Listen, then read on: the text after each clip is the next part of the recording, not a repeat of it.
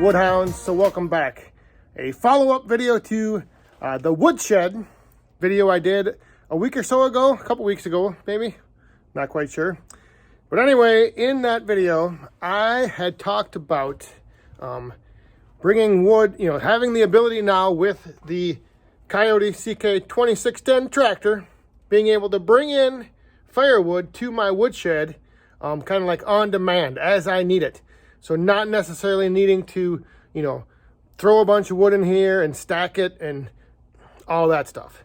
The one thing that I was worried about, or that I thought I would maybe have to do, was, if you remember, there was a foundation wall, an old foundation wall, that I was considering jackhammering out to be able to drive in and get the wood back here to where I need it. However, as you just saw, and after reading many of your comments and suggestions and feedback about bringing the wood in over here on the side, right in straight this way on this back wall, and then having it, available to feed the boiler right here, from there, right to there. So after reading all those suggestions and the feedback and everything, I got thinking that maybe I don't need to jackhammer out that wall. The one thing I do need to do is I still need to take this wall down a little bit. So if I leave those pallets there, as you saw, what I'm able to do is, with a pallet and one of these face cord firewood bags, I'm able to just drive in from the side, put a pallet right to the edge here, fit another one behind it, and then from the other end of the shed, I can drive in and get another bag right here. And if I can fit a bag in here, I know I can fit an IBC tote. So basically I can bring in 3 IBC totes or 3 firewood bags, which roughly hold close to a face cord. I don't think I have a face cord in each of these, so I can bring in 3 of those, which, if it's close to a face cord in each one, that would be a total of almost a cord of wood at a time, and just have it sitting right here, pretty much where the wood would be if I had it stacked or dumped in here. So I'm thinking now I may not need to jackhammer out that wall.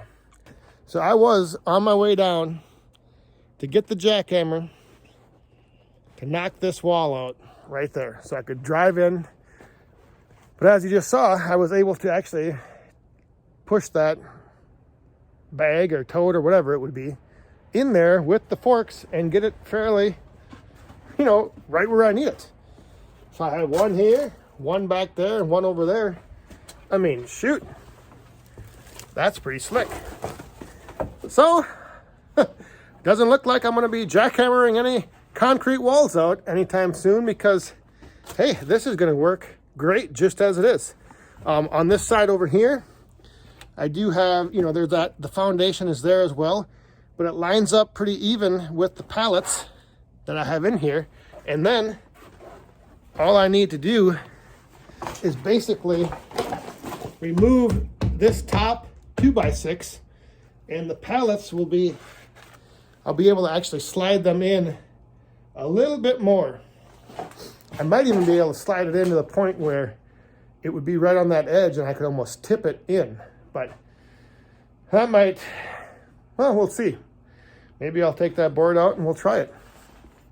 So there you go. Another example of, like I mentioned in, I think it was the last video when I had that, when I was going through how much wood I had gotten from the tree service company.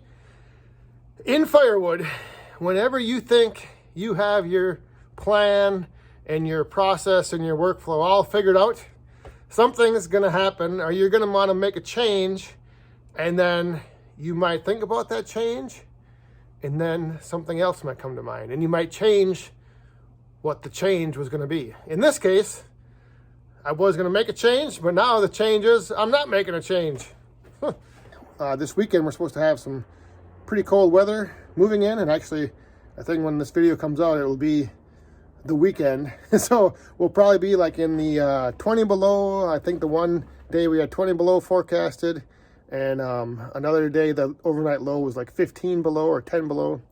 So I figured I may as well get this stuff in here now, because I'm not going to want to be going out in that cold weather. And I thought, well, you know what? I'm just going to try, before I go down and get the jackhammer and start, knocking this concrete out and making a big mess and doing something I may or may not need to do, why don't I just try bringing in one of these bags?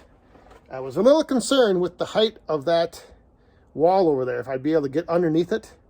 But I did actually damage one of the pallets a little bit, because I caught the back bottom runner on that concrete ledge.